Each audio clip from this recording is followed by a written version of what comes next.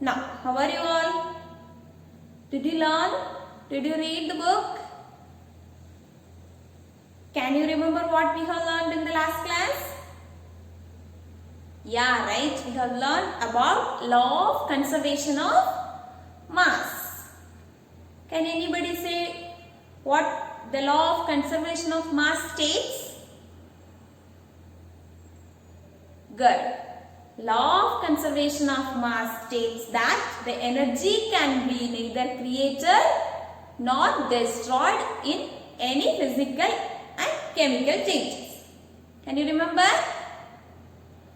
By this law of conservation of mass, we are going to solve some problems today using law of conservation of mass and other definitions and techniques we have learned in first unit. We are going to solve some numerical questions. I am going to solve 10 questions today. That is given in your text, the same questions. You have to listen and try it by your own, okay? Don't copy the answers. Okay, shall we move on to the problems? I will read the question and I will explain the solution. Please trace your book while I read the question. First question.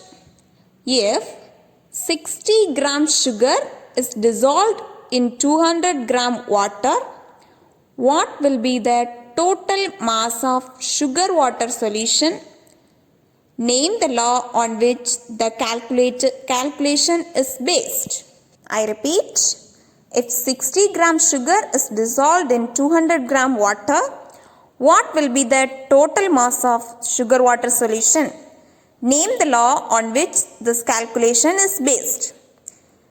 You read it and we can write the given data now. Come on. What is given? Solute is sugar, solvent is water, it gives sugar water solution. The amount of sugar is 60 gram, that is mass of water is 200 gram. We have to find the total mass of sugar water solution. So, according to law of conservation of mass, the mass before change is equal to after change. So, we have to add 60 plus 200 gives 260 gram. Before change it is 60 and 200. After change the mass is equal. So, we have to add. So, the mass of sugar water solution is 260 grams. And the law used here is? Yes, what law we have used?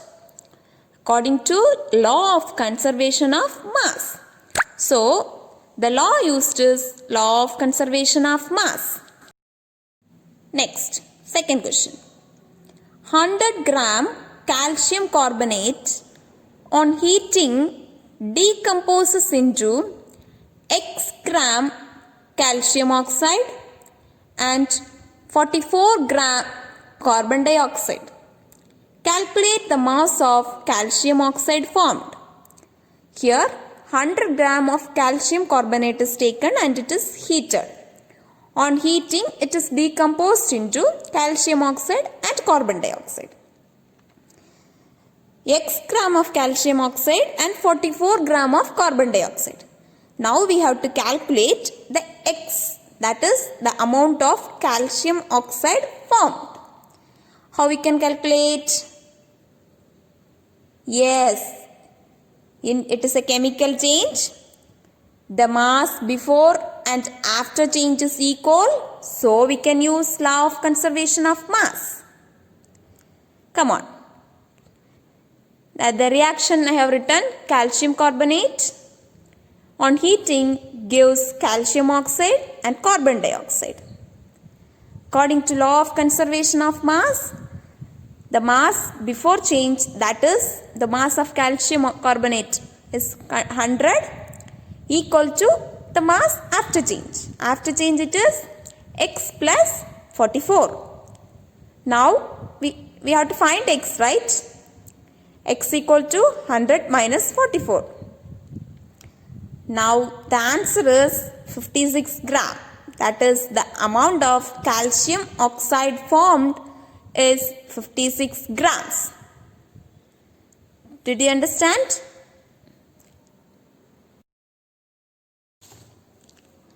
Now third question. If 80 gram of wood burns in 30 gram oxygen, what will be the mass of gases and ash formed? We are burning 80 gram of wood. For burning, it uses oxygen. In the absence of oxygen, we cannot burn. So, it is taking 30 gram of oxygen. Now we have to find the mass of, after burning we will get ash and some gases. So now we have to find the gases and ash formed. Given the mass of wood 80 gram, mass of oxygen 30 gram, the total mass of ash and gases formed is given by, according to law of conservation of mass, we have to add the mass of wood and mass of oxygen.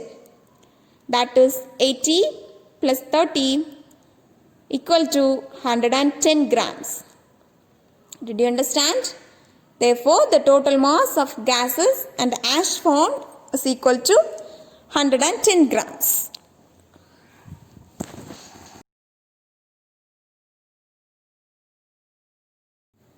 Fourth question.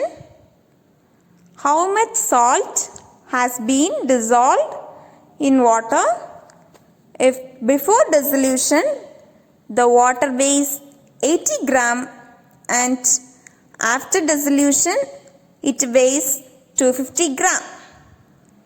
I repeat, how much salt has been dissolved in water if before dissolution the water weighs 80 gram and after dissolution it weighs 250 grams. What is given? Yes, they are dissolving salt in water. Before dissolution the water was 80 gram and after dissolution the salt has been added and dissolved, so it is 250 gram. Now we have to find the mass of salt. So, after dissolving it is 250. Before dissolving the water was 80. While we minus 250 and 80, we can get the mass of salt dissolved in water. This is also based on the law of conservation of mass. The mass of water and salt before dissolution and it is equal to the salt solution after dissolution. So, to find salt, we can equate both. When we consider the salt mass as x is equal to 250 minus 80. It is 170 gram. Did you understand? Next question.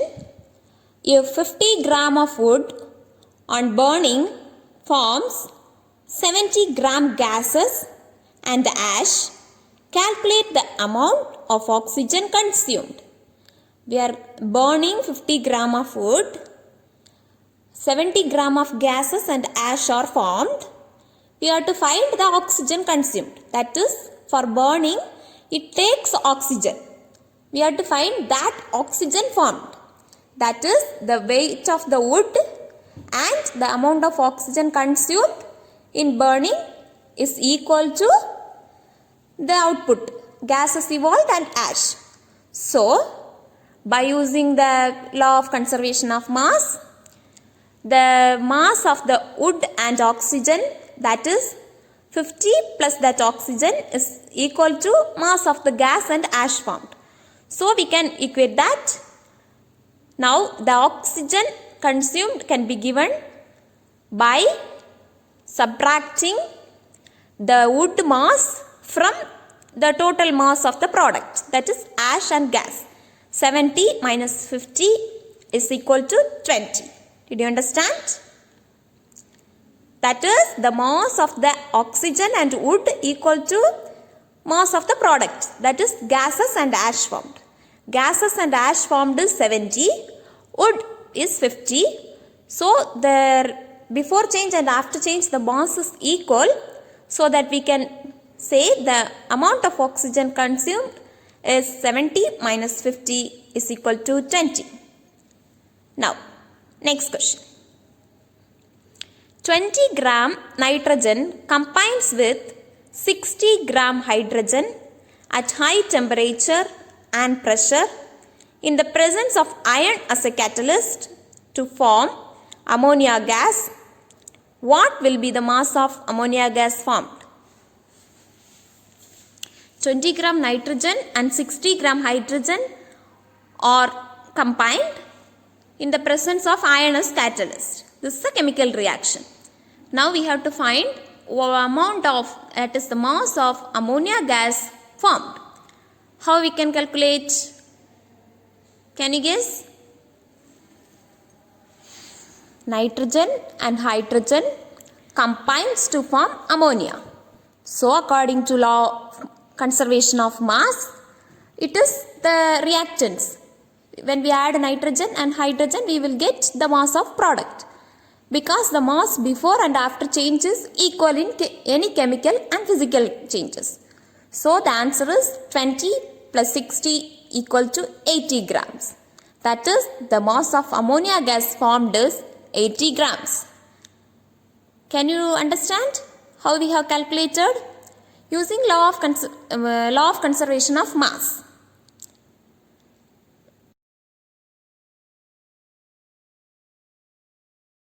Come to the next question. A glass of water weighs 70 gram and on adding ice it weighs 280 gram. How much ice is added to the glass?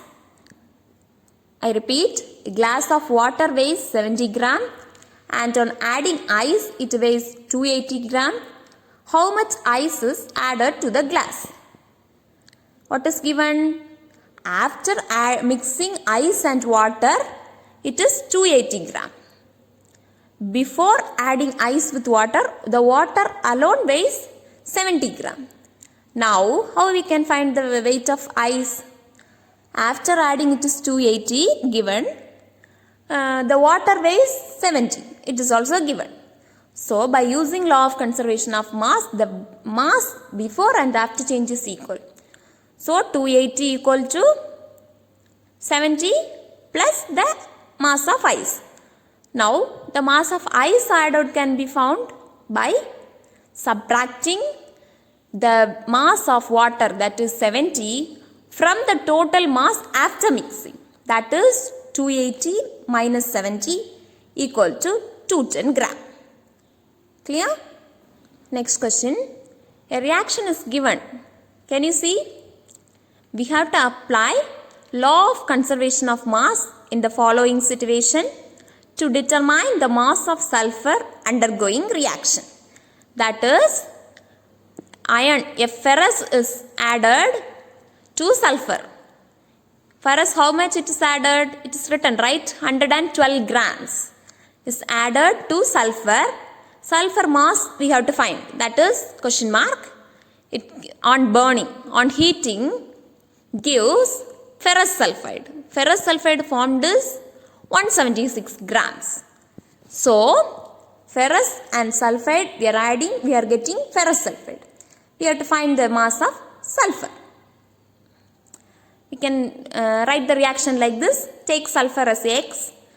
Same thing, according to law of conservation of mass, the reactants before change, ferrous and sulfide, right?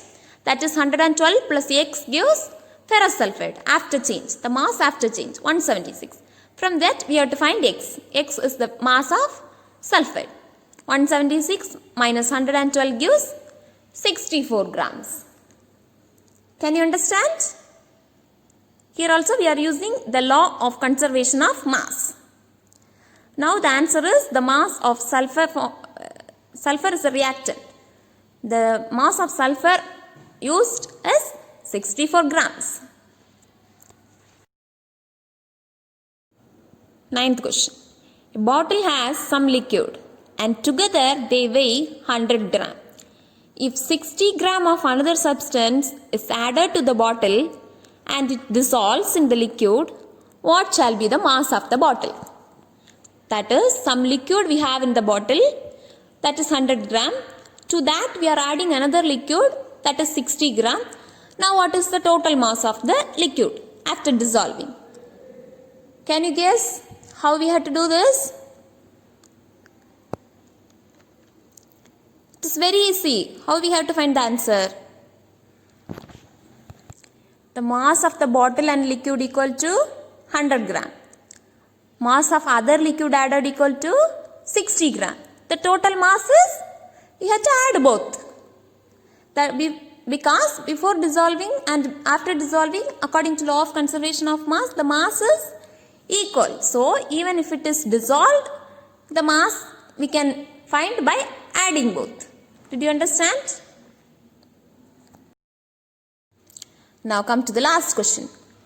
Iron, when heated with sulfur, changes to iron sulfide. We have to identify the reactants and the products. Second one, to produce 264 gram iron sulfide, 96 gram sulfur is used.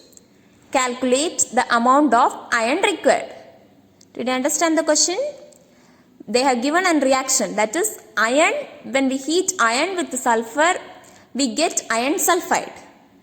We have to find what are the reactants and products, and also a mass is given for each one. From there we have to find the amount of iron required. Do you understand the question? Now, A part. We have to find the reactants and products. What are the reactants? Iron and sulfide. Product, it is iron sulfide. Now, move on to part B. Mass of iron sulfide produced is 264 grams and mass of sulfur used is 96 grams. So, on combining iron and sulfur only we get iron sulfide. Now, how we can find the mass of iron required? Yes, we have to subtract the mass of sulfur from the mass of iron sulfide, so that we can find the mass of iron required. 264 minus 96 gives 168 grams. Did you understand? Did you understand all the 10 problems? So you do it by yourself, okay? Don't copy, do it by yourself and check the answer with the answers what I have given. Okay,